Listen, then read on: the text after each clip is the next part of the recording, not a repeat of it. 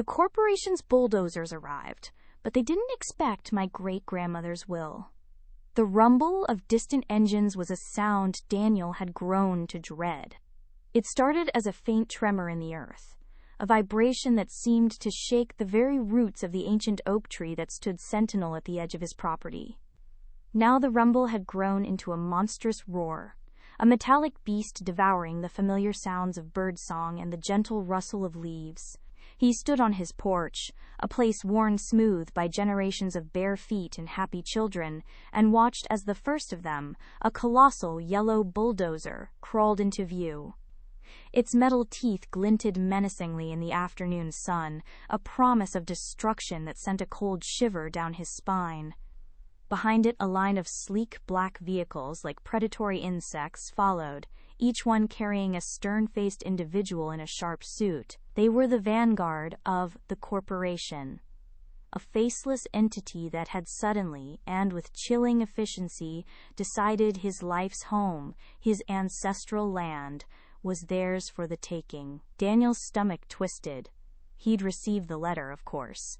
A formal, legal document, printed on impossibly thick paper, embossed with a symbol that spoke of power and wealth beyond his comprehension. It was an eviction notice. It stated, in no uncertain terms, that he, Daniel Hayes, and his family were no longer the rightful owners of this sprawling parcel of land, the very earth that held the memories of his parents, his grandparents, and, going back even further, to the people who had first cleared this land with their own hands. The corporation claimed a superior deed, a modern, undeniable claim to ownership. They spoke of rezoning, of progress, of development, all words that felt like thorns pricking at his heart. He was a simple man, a farmer by blood and by nature, his hands calloused from working the soil, not from navigating the labyrinthine corridors of corporate law. The weight of it all pressed down on him, a suffocating blanket of despair. How could a man like him, with his worn denim jeans and his belief in honesty, stand against such an overwhelming force? The sheer audacity of it was staggering. They were not asking, they were telling. They were not negotiating, they were declaring. And the legal jargon, the references to statutes and precedents, swam before his eyes like a hostile, foreign language. He felt small, insignificant, a mere speck of dust about to be brushed aside by the relentless march of progress. He remembered his father, a man of quiet strength and deep love for this place, telling him stories when he was a boy. Stories of his own father, Daniel's grandfather, a man who had a twinkle in his eye and a wealth of tales about their family's history.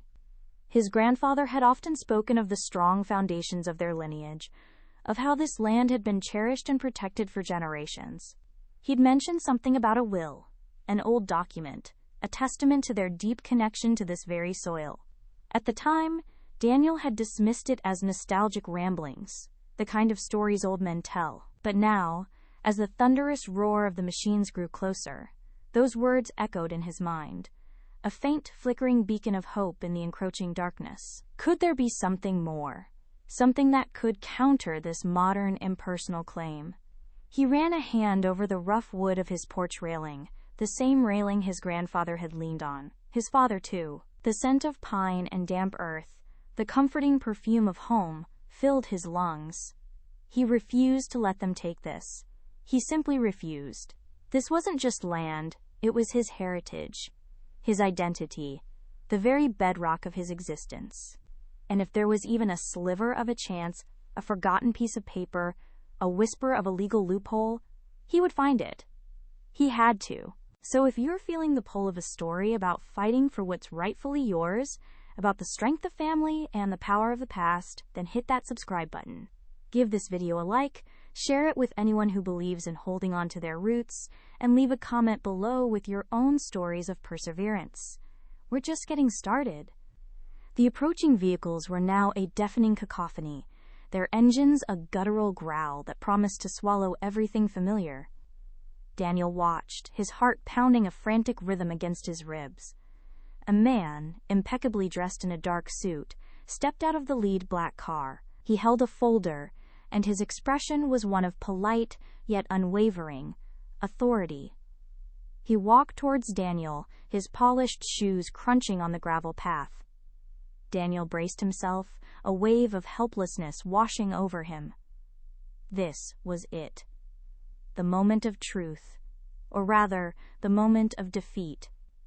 The man stopped a few feet away, his smile professional and unnervingly devoid of warmth. "Mr. Hayes?" he began, his voice smooth and practiced. "My name is Mr. Sterling, from Sterling and Associates.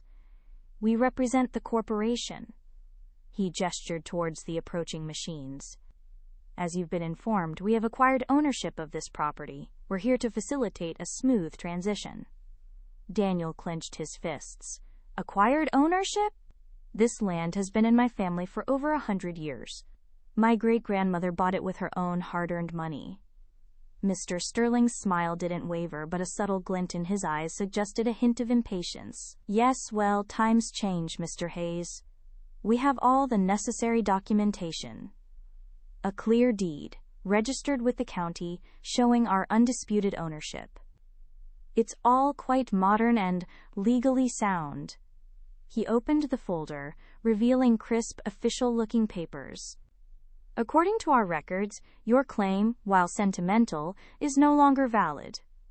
Daniel stared at the papers, his mind a jumble of disbelief and indignation. "Modern? Legally sound? This is my home! My life is here!" The bulldozers were closer now, their metal arms beginning to lift, ready to tear into the earth. The ground vibrated with their power. He could see the drivers, their faces obscured by helmets, their movements mechanical and unfeeling. "I understand this can be difficult," Mr. Sterling continued, his tone patronizing, "but we are prepared to offer you a fair market price for your improvements. And we can arrange for a swift removal of your belongings."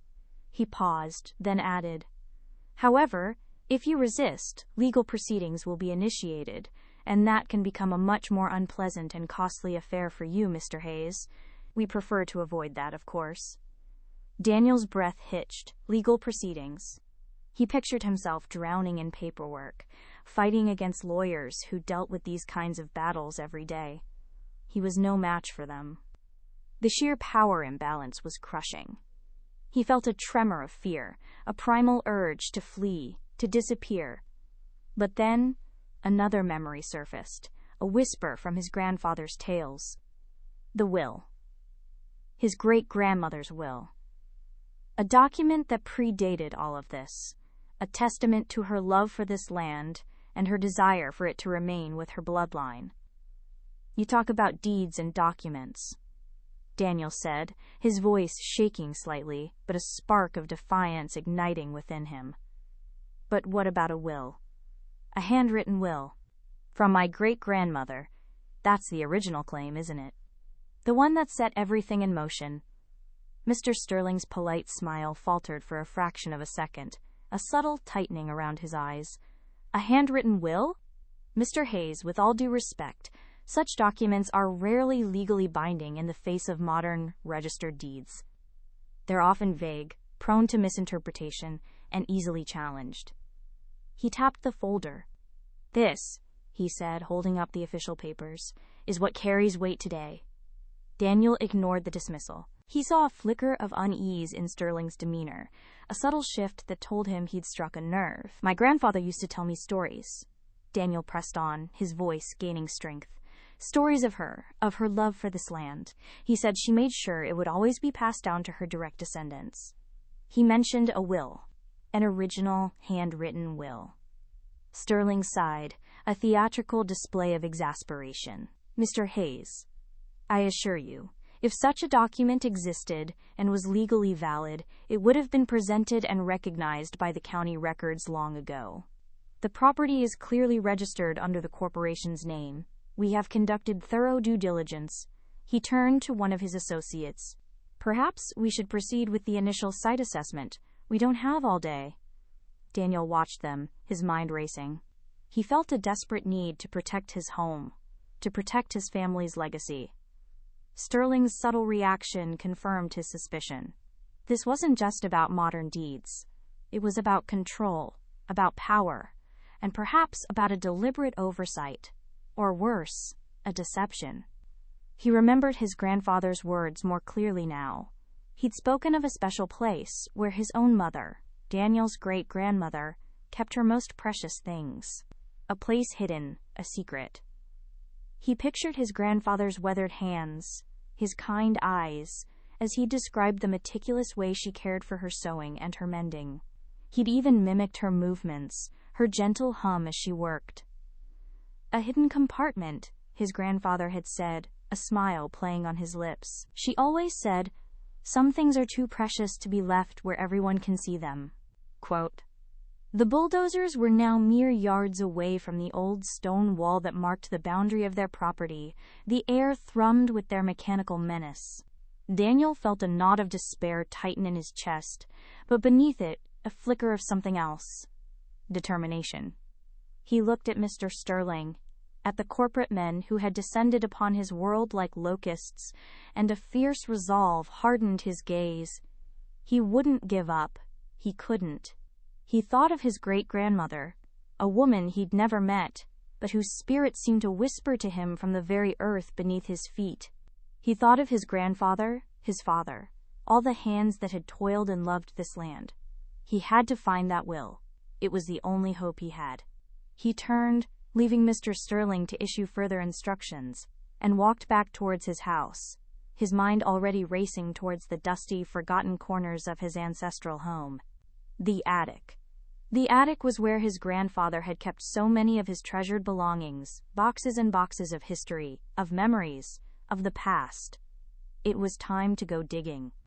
It was time to unearth a legacy. The attic was a place of shadows and forgotten dreams. Dust motes danced in the shafts of light that pierced the gloom through a single grimy window. The air was thick with the scent of aged paper, mothballs, and the faint, lingering aroma of wood smoke from winters long past. Daniel pushed open the creaking door, a familiar unease settling in his stomach. This was the repository of his family's history. A place where time seemed to stand still, where the ghosts of generations past seemed to reside amongst the discarded furniture, the brittle newspapers, and the trunks overflowing with faded garments. He remembered his grandfather, always wanting to go up there, to sort through things, to reminisce. But life had always gotten in the way, and now, facing this monumental challenge, Daniel understood the urgency of his grandfather's sentiment. The corporation's lawyers, with their slick presentations and official-looking documents, were a force of the present, a relentless tide of modernity. But Daniel's only hope lay in the past, in a document that was as old and weathered as the trees on his land. He began his search systematically, a daunting task in the cluttered space. There were stacks of old photo albums, their covers warped and peeling, filled with sepia-toned faces he barely recognized. There were boxes of letters, tied with faded ribbons, their contents whispering tales of distant relatives and forgotten events. He carefully lifted each one, examining its contents, his fingers tracing the elegant loops and curls of handwriting from a bygone era. He found his grandmother's meticulously kept recipe books, her spidery script detailing how to make preserves and pies that tasted like sunshine and summer. He unearthed his father's childhood drawings, vibrant splashes of color on yellowed paper, capturing a simpler time. But nowhere, not in any of the obvious places, could he find any mention of a will, let alone an original handwritten one. Weeks turned into a month. Daniel's days were now divided between the back-breaking work of maintaining his farm and the equally exhausting, often disheartening, search in the attic. He'd enlisted the help of his wife Sarah, whose quiet optimism and unwavering support were a constant source of strength. Together they painstakingly sifted through every box, every trunk, every forgotten corner. They encountered old toys, remnants of Christmases past, a rocking horse with a missing eye, a collection of marbles that still held a faint gleam. They found his grandfather's old fishing gear, the scent of dried bait still clinging to the tackle box. They even found a collection of old coins, tarnished and worn, each one a silent testament to a different time. But the will remained elusive. Doubt began to creep in, a cold, insidious vine wrapping around Daniel's hope. Had his grandfather simply been mistaken? Had the story of the will been a fond fabrication, a comforting myth passed down through generations? The corporation's legal team, he knew, was not sitting idly by. He'd heard whispers, through his lawyer, of their aggressive tactics, their attempts to intimidate and undermine any potential challenge. They were undoubtedly aware of his search, and they were likely relishing his struggles, confident in the power of their modern, manufactured evidence. One sweltering afternoon, as the sun beat down relentlessly on the roof, Daniel found himself staring at a large, wooden sewing box. It was intricately carved, its surface worn smooth from years of use. His great-grandmother had been a seamstress, renowned for her skill and her beautiful creations. His grandfather had spoken of this box, how his mother had kept her most prized possessions in it, not just her threads and needles, but things she considered truly valuable. Daniel had looked at it before, of course, but it had seemed just a sewing box, albeit a beautiful one. Today, however, something felt different. He lifted the lid, revealing rows of neatly organized spools of thread, thimbles, and a collection of vintage buttons. It was all as he remembered. He ran his fingers along the smooth wood, the familiar scent of lavender, which his great-grandmother used to keep moths away, filling his senses. Then, his fingers brushed against something that felt different, a slight unevenness in the base of the box. He pressed down, and with a soft click, a section of the bottom popped up. A false bottom. His heart leaped into his throat. His grandfather's words echoed in his mind. A hidden compartment. She always said, "Some things are too precious to be left where everyone can see them." Quote, with trembling hands, Daniel lifted the false bottom.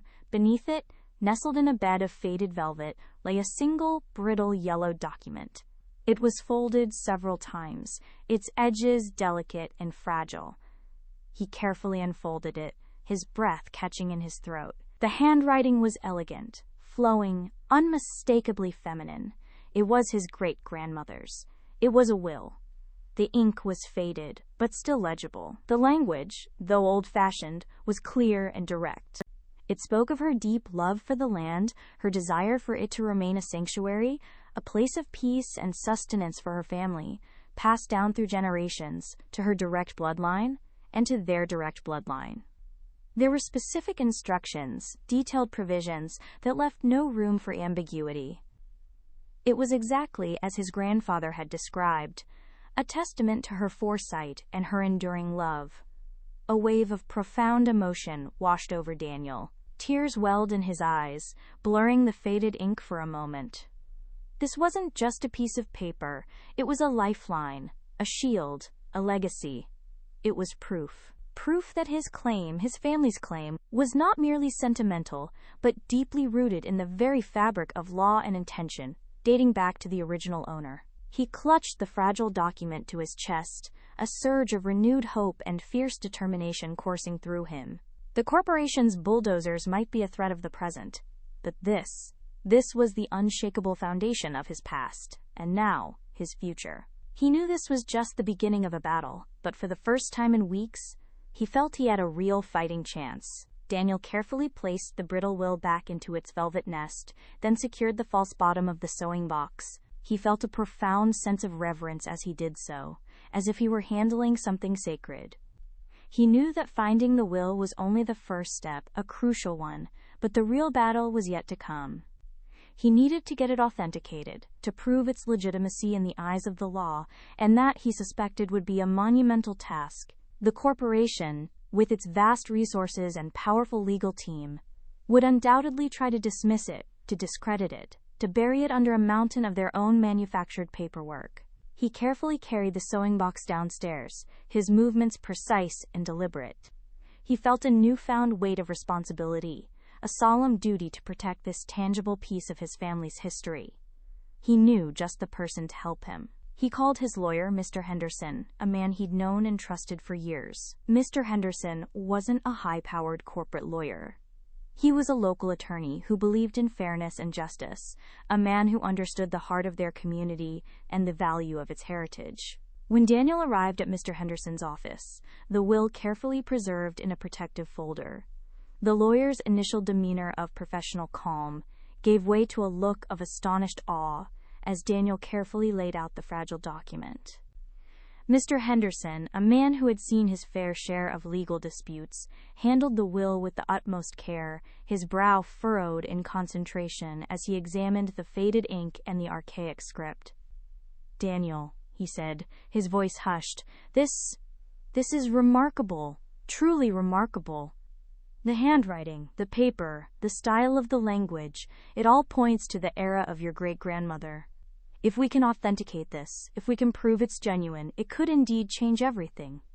The process of authentication was painstaking. They consulted with historical document experts, paleographers who specialized in studying old handwriting, and archivists who could date paper and ink. Each step was met with a frustrating, yet anticipated degree of skepticism from the corporation's legal representatives. They sent their own team of lawyers, sharp and aggressive, who arrived at Mr. Henderson's office with an air of arrogant superiority. They questioned the validity of the paper, the ink, the very notion that such an old document could hold any legal standing against their modern, meticulously prepared deeds. They dismissed it as a sentimental trinket, a desperate attempt by a struggling farmer to cling to a bygone era.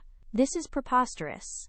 One of the corporation's lawyers, a man named Sterling, the same Mr. Sterling who had first approached Daniel, scoffed, his voice dripping with disdain. "We have deeds registered, notarized, and officially recognized by the county. This faded scribbling is hardly comparable. It's likely a forgery, or at best, a wish list with no legal bearing." Mr. Henderson remained calm and collected, his quiet confidence a stark contrast to Sterling's bluster. "Mr. Sterling, authenticity is a matter of expert opinion, which we are in the process of securing. And the intent of the original owner, clearly expressed in her own hand, carries significant legal weight, especially when it predates any subsequent claims." The tension in the small law office was palpable. The corporation's lawyers continued their barrage of legal jargon and thinly veiled threats. They spoke of motions to dismiss, of the sheer cost and inconvenience of pursuing such a frivolous claim. Daniel watched, his knuckles white, his jaw tight. He knew they were trying to intimidate him, to make him doubt himself, to make him give up. But he saw something else in their eyes, a flicker of concern, a hint of their own growing unease. They knew this will, if proven genuine, could dismantle their entire case. Mr. Henderson worked tirelessly, compiling reports, gathering expert testimonies, and meticulously preparing his arguments. He presented the will to the court, a fragile piece of history placed before the imposing modern edifice of legal proceedings. The court, while acknowledging its existence, gave the corporation's lawyers ample opportunity to challenge its validity. This led to a series of hearings, each one a micro-battle, a test of nerve and legal strategy. The corporation's team tried every trick in the book. They questioned the chain of custody of the will. They suggested it had been tampered with. They argued that Daniel's great-grandmother lacked the legal capacity to create such a document, despite all evidence to the contrary. They even tried to paint Daniel as a con artist, attempting to use a fabricated document to defraud a legitimate business. But Mr. Henderson was prepared. He presented the testimony of the document experts, who confirmed the authenticity of the paper, the ink, and the handwriting, dating it to the exact period of Daniel's great-grandmother's life. He brought forth records of her property ownership, her reputation in the community, and historical accounts that spoke of her deep connection to the land. He highlighted the clear and unambiguous language of the will, which explicitly stated the land was to be passed down to her direct bloodline, a provision that directly contradicted the corporation's claim. The court proceedings were a slow, arduous process, filled with legal maneuvering and emotional strain. Daniel felt like he was trapped in a relentless storm, buffeted by the powerful winds of corporate legal might. Yet, with each challenge, with each attempt by the corporation to discredit the will, Mr. Henderson's resolve seemed to strengthen, and Daniel's own belief in his cause solidified. He felt the presence of his ancestors around him, their collective strength bolstering his own.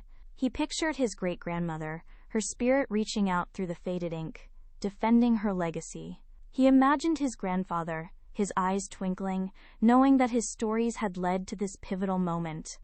As the final court hearing approached, the tension in the air was almost unbearable. The corporation had presented its case, a meticulously crafted narrative of modern ownership, supported by an impressive array of official-looking documents. They had painted Daniel as an obstacle to progress, a sentimental fool clinging to an outdated notion of ownership.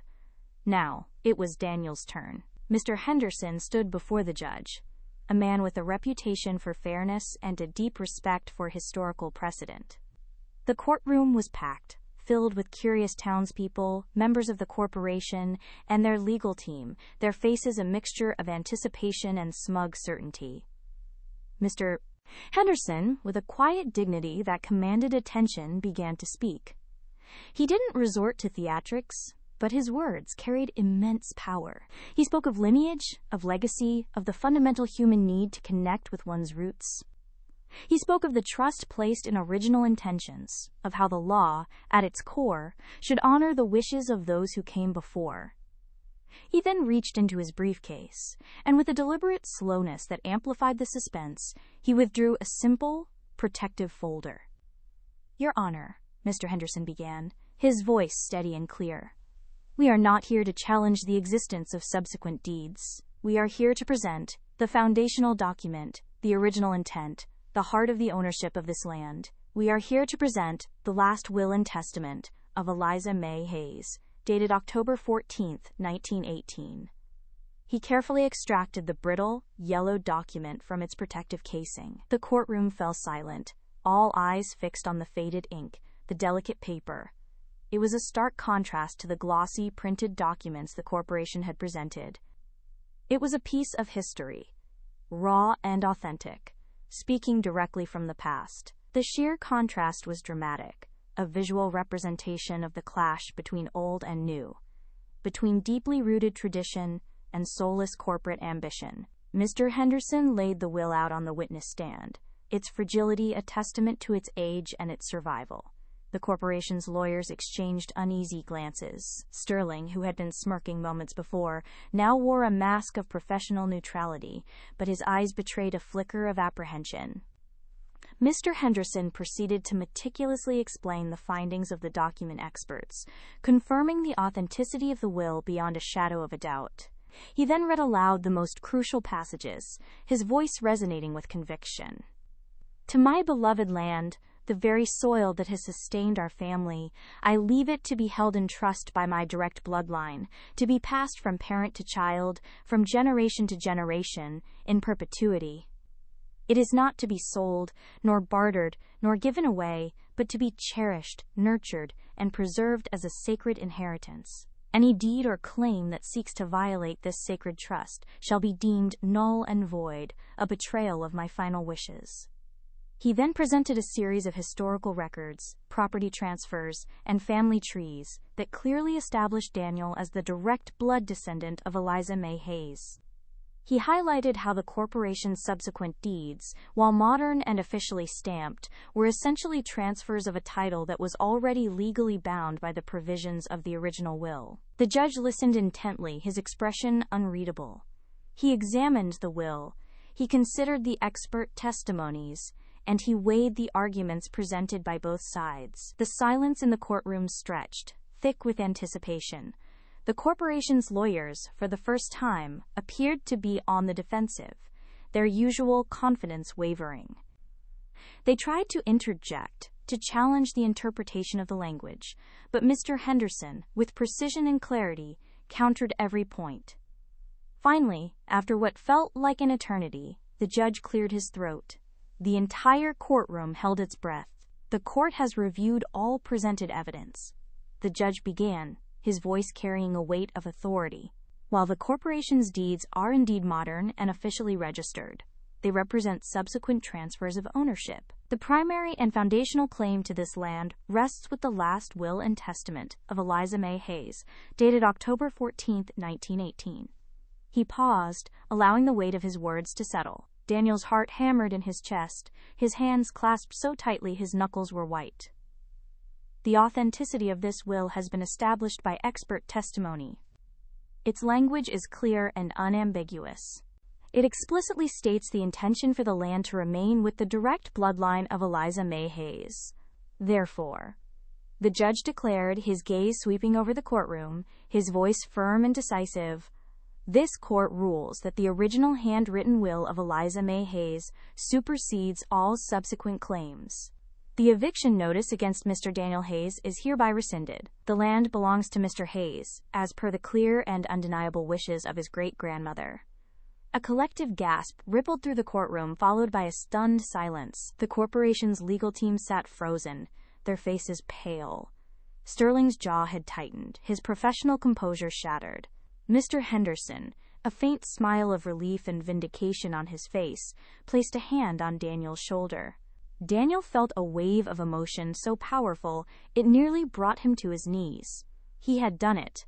His great-grandmother's will, a forgotten whisper from the past, had spoken louder than the roar of corporate ambition. He looked at the faded document, a symbol of enduring legacy, of unwavering love, and of the profound power of family history. The legal victory was stunning. The corporation's lawyers, their faces a mixture of shock and disbelief, quickly gathered their papers, a palpable air of defeat surrounding them. Sterling, his usual arrogance replaced by a grim resignation, avoided Daniel's gaze as he hurried out of the courtroom, followed by his dejected team. Daniel watched them go, a sense of profound peace settling over him. He knew they would retreat, their plans for development thwarted, their pursuit of profit thwarted by something far more valuable, a testament of love and legacy. He turned to Mr. Henderson, his eyes brimming with gratitude. I don't know how to thank you, Mr. Henderson. You believed in me. You believed in this. Mr. Henderson clasped his hand warmly. You found the will, Daniel. That was the most important part. Your great-grandmother gave you the power. I just helped you wield it. He smiled. Sometimes, the oldest documents hold the most truth and the strongest power. Your family's legacy is secure. Daniel left the courtroom, the sunlight on his face feeling brighter than ever before. He walked back to his land, his steps lighter, his heart full. As he approached his home, he saw the ancient oak tree, its branches reaching towards the sky, a silent witness to the long journey of his family. He ran his hand over its rough bark, a tangible connection to generations past. He thought of his great-grandmother, her foresight, her love. He thought of his grandfather, his stories, his belief in the power of memory. He thought of his father, who had instilled in him a deep respect for this land. And he thought of Sarah, his rock, his unwavering support. This wasn't just about winning a legal battle. It was about preserving something precious, something intangible that the corporation, with all its money and power, could never understand. It was about the generations who had lived, loved, and worked this land, their spirits woven into the very fabric of its soil. It was about the continuity of family, the enduring strength of tradition, and the undeniable truth that love and history, when properly understood and defended, could triumph over even the most formidable forces of greed and ambition. He looked out over his fields, the green expanse stretching towards the horizon. The threat of bulldozers and eviction had receded, replaced by the quiet hum of nature and the deep, resonant peace of home. He knew the work would continue, the farming, the tending, the preserving, but now he did it with a renewed sense of purpose, a profound understanding of what he was fighting for. His ancestral land was safe, not just from external threats, but as a living testament to the enduring power of his family's legacy, a legacy that had been written not in corporate ledgers, but in the enduring words of a great-grandmother's handwritten will. The land, his land, would continue to be a sanctuary, a place of peace, a testament to the enduring strength of family, passed down through generations, just as she had intended. The seeds of tradition had been sown long ago, and they had bloomed into a victory that resonated with the echoes of history and the promise of a cherished future. Separator. A farmer defends his ancestral land against a greedy corporation using his great-grandmother's original handwritten will, proving love and tradition can overcome corporate greed. The legal victory was stunning. The corporation's lawyers, their faces a mixture of shock and disbelief, quickly gathered their papers, a palpable air of defeat surrounding them. Sterling, his usual arrogance replaced by a grim resignation, avoided Daniel's gaze as he hurried out of the courtroom, followed by his dejected team. Daniel watched them go, a sense of profound peace settling over him. He knew they would retreat, their plans for development thwarted, their pursuit of profit thwarted by something far more valuable, a testament of love and legacy. He turned to Mr. Henderson, his eyes brimming with gratitude.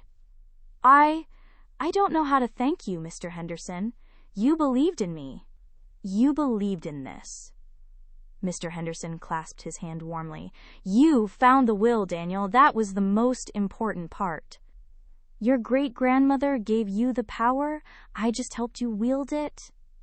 He smiled. Sometimes the oldest documents hold the most truth and the strongest power. Your family's legacy is secure. Daniel left the courtroom, the sunlight on his face feeling brighter than ever before. He walked back to his land, his steps lighter, his heart full.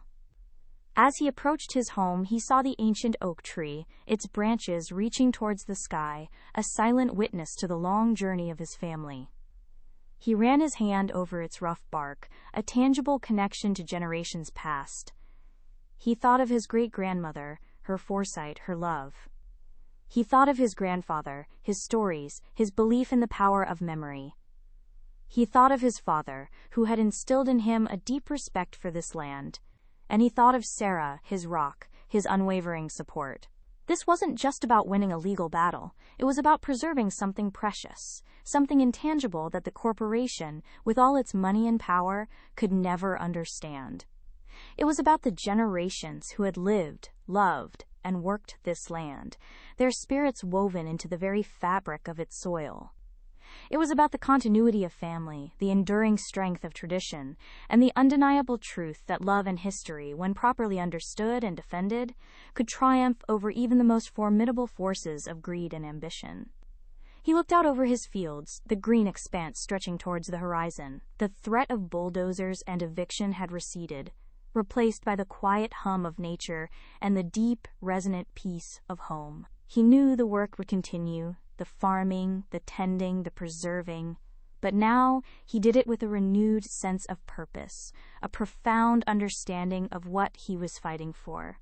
His ancestral land was safe, not just from external threats, but as a living testament to the enduring power of his family's legacy, a legacy that had been written not in corporate ledgers, but in the enduring words of a great-grandmother's handwritten will. The land, his land, would continue to be a sanctuary, a place of peace, a testament to the enduring strength of family, passed down through generations, just as she had intended. The seeds of tradition had been sown long ago, and they had bloomed into a victory that resonated with the echoes of history and the promise of a cherished future. The immediate aftermath of the court's decision was a whirlwind of relief and quiet celebration. The corporation, predictably, issued a terse statement about respecting the judicial process, but the subtext was clear. They were licking their wounds and regrouping. Daniel, however, felt no urge to gloat. His focus was on the land, on the life it sustained, and on the generations it represented. The bulldozers were gone, the menacing yellow behemoths replaced by the familiar silhouette of his tractor against the evening sky. The air, once thick with the rumble of destruction, now carried the sweet scent of freshly turned earth and the chirping of crickets. Sarah, her initial anxiety replaced by a serene joy, joined him on the porch as the sun dipped below the horizon, painting the sky in hues of orange and purple. "We did it, Daniel," she whispered, her voice thick with emotion. "We really did it." Daniel pulled her close, the rough wood of the porch railing a familiar comfort beneath his hand. "It wasn't just us, Sarah. It was Eliza May. It was Grandpa. It was Dad. It was everyone who ever loved this place." The will, now carefully preserved and documented, became a tangible symbol of their victory. Mr. Henderson, true to his word, ensured that all subsequent land records were updated to reflect Eliza May's original bequest, effectively creating a legal bulwark against any future attempts by the corporation or any other entity to claim ownership. The archaic language of the will, once dismissed as sentimental ramblings, was now recognized as a powerful legal instrument, a testament to a woman's foresight and fierce protection of her inheritance. News of the Hayes family's triumph spread through the surrounding communities like wildfire. Farmers who had faced similar threats from encroaching development, and those who had heard whispers of the corporation's predatory practices, looked to Daniel as a beacon of hope. He became an unlikely advocate, not seeking the spotlight, but willingly sharing his story, and, more importantly, the story of Eliza May's will, with anyone who would listen. He spoke of the importance of preserving family history, of understanding the legal weight that could be carried by even the most humble of documents, and of the power that lay in knowing one's own roots. This newfound role wasn't always easy. There were moments of exhaustion, of feeling overwhelmed by the responsibility, but the satisfaction of seeing others find strength and inspiration in his fight far outweighed the challenges. He received letters from people across the country sharing their own struggles, their own ancestral lands at risk.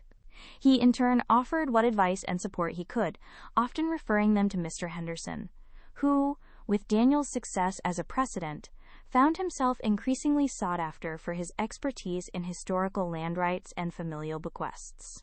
The corporation, however, did not entirely disappear from Daniel's life.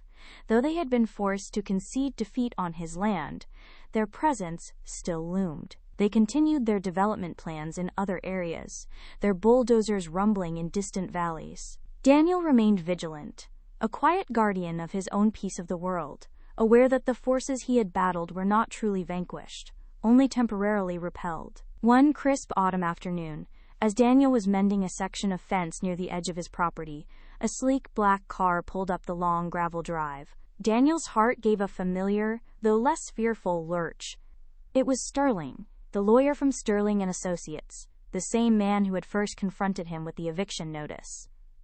This time, however, Sterling's demeanor was different. The arrogance was gone, replaced by a cautious respect, almost a deference. Sterling emerged from the car, not with a folder of legal documents, but with a small, leather-bound gift. "Mr. Hayes," he began, his voice devoid of its previous patronizing tone, "I wanted to offer you my sincerest congratulations on your victory. It was remarkable." He extended the gift. "This is a small token from the corporation. We have learned a great deal from this situation." Daniel, surprised by the gesture, took the gift. It was a beautifully crafted pocket watch, its casing engraved with the initials EMH, Eliza May's initials. A chill ran down his spine. It was a strange and unsettling reminder of the will that had saved his home. He looked at Sterling, a complex mix of emotions swirling within him. "Thank you, Mr. Sterling," Daniel said, his voice calm and steady. "But our land and our legacy is not for sale. It never has been." Sterling nodded, a subtle acknowledgement of the truth in Daniel's words. "Understood, Mr. Hayes." "Absolutely understood." He hesitated for a moment, then added, "There are discussions happening within the corporation about our approach to historical properties and community engagement. Your case has certainly informed those discussions." Daniel didn't respond, but he saw the flicker of a truthful admission in Sterling's eyes. The corporation, faced with a legal challenge rooted in history and familial sentiment, had been forced to confront the limitations of their purely profit-driven agenda. They had learned that sometimes the intangible held more power than the tangible, that the echoes of the past could drown out the roar of progress. As Sterling drove away, Daniel stood for a moment, the weight of the pocket watch in his hand. He knew this was not the end of his story, but a new chapter. The land was safe, but the responsibility to protect and honor Eliza May's legacy, and the legacy of all his ancestors, remained. He walked back towards his house, the pocket watch tucked into his worn denim pocket. Sarah greeted him with a warm smile. "Who is that?" she asked, nodding towards the departing car. "Just a reminder," Daniel said, smiling as he took her hand. A reminder that some things are too precious to be left where everyone can see them. And some things, no matter how hard they try, can never truly be bought. The seasons turned, and the farm thrived. Daniel continued to work the land with the same dedication his ancestors had shown, his hands calloused, his heart full. The oak tree at the edge of the property grew taller, its branches reaching further, a silent testament to the resilience of nature and the enduring strength of family. The old sewing box, with its hidden compartment and its precious cargo, was now kept in a place of honor in their home, a tangible link to the woman who had, with a few strokes of her pen, secured a future for generations to come. The story of Daniel Hayes and his great-grandmother's will became a quiet legend in the region. It wasn't a tale of grand heroics, but of quiet perseverance, of the deep love for one's heritage, and of the unexpected power that could be found in the most ordinary of places, if one only knew where to look. The corporation eventually shifted its focus to less historically burdened territories, and the rumble of bulldozers no longer haunted Daniel's dreams. He continued to farm his land, his connection to it deepening with each passing year, a living testament to the fact that the strongest foundations were often built not on concrete and steel, but on the bedrock of history, love, and the enduring strength of a family's will. The land remained a sanctuary, a testament to the enduring strength of family passed down through generations, just as Eliza May had intended. The seeds of tradition, sown by her foresight, had bloomed into a victory that resonated with the echoes of history and the promise of a cherished future. The story, in a way, was just beginning, a continuation of a legacy that was as old as the oak tree and as enduring as the earth itself.